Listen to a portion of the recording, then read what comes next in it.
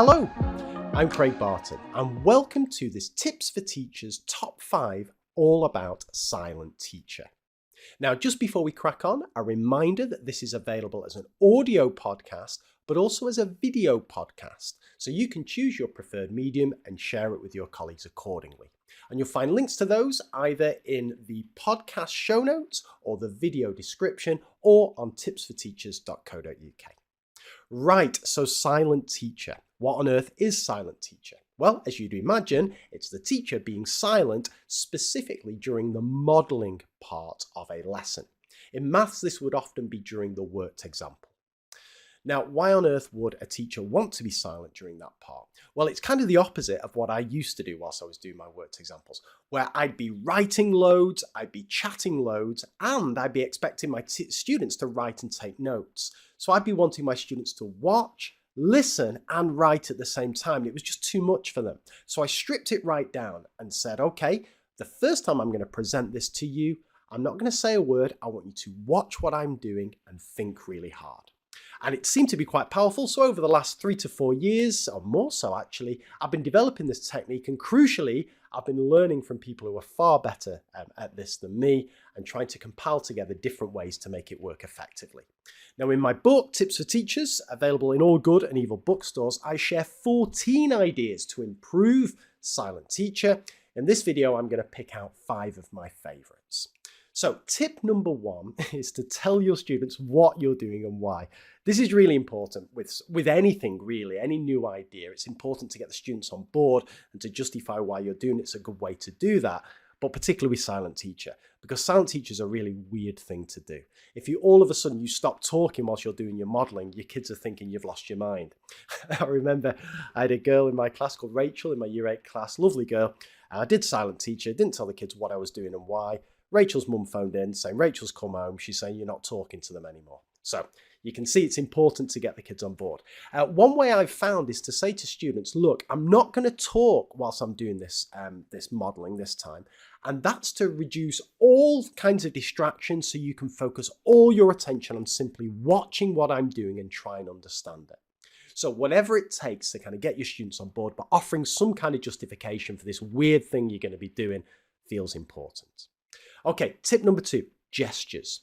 So whenever you remove your voice, it's really important that you bring something else into play to direct students' attention. Because if you just go through a worked example in silence, it's quite difficult for you to pinpoint exactly where you want your students watching at any one time when you can't say things like, look at that too, or see what happens here and so on. So gestures work really well. So this can be something as simple as just pointing to the part of the worked example, the model that you want students to look at any one time.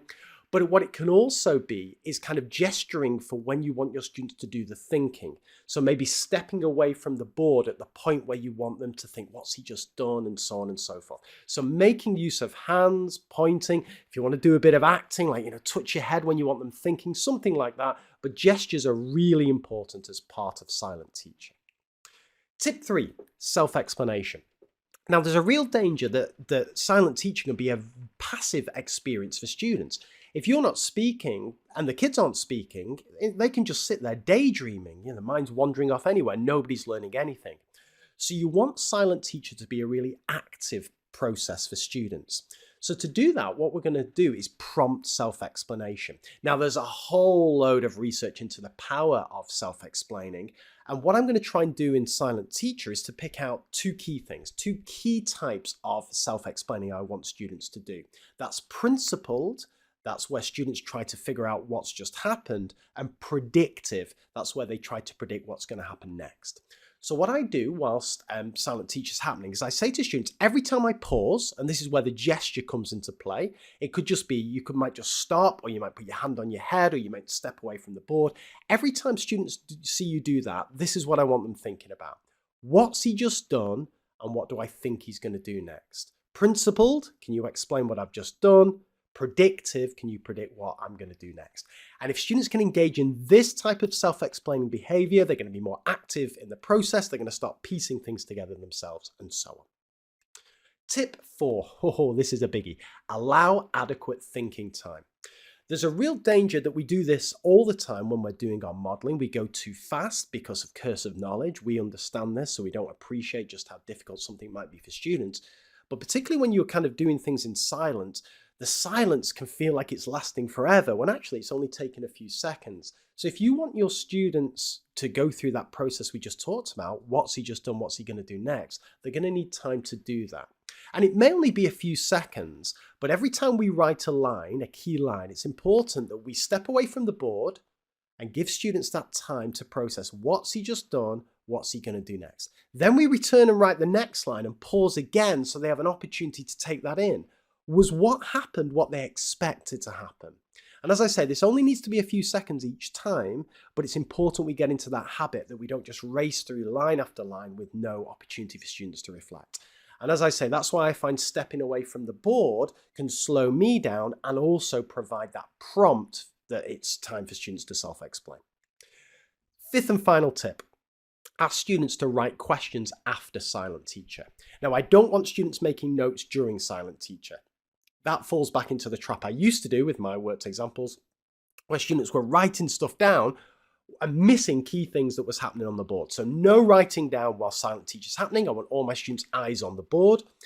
But after I've gone through silent teacher, students may be a bit confused. They may be thinking, how did he do that? Where did that 7 come from? What's going on there? Or they might have a question that they want to ask me at some point. Did you do this because of this? And so on.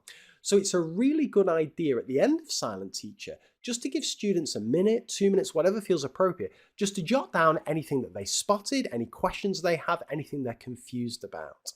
Now, it's up to you what you do with that. My preferred thing after that is to then give students an opportunity to discuss with their partner. So put their mini whiteboards between them and compare questions. And what you'll find there is often students can sort out a lot of the problems themselves. Or after that period, you can then invite students to ask you questions from their board, whatever. But I just think giving students an opportunity to, in a sense, kind of unburden their working memories, all the things that they've taken in during silent teacher, just give them an opportunity to get it down on paper, and then you can do something with that afterwards. So there are 5 tips to help you improve silent teacher. We'll just go over those. Tip number 1, tell your students what you're doing and why.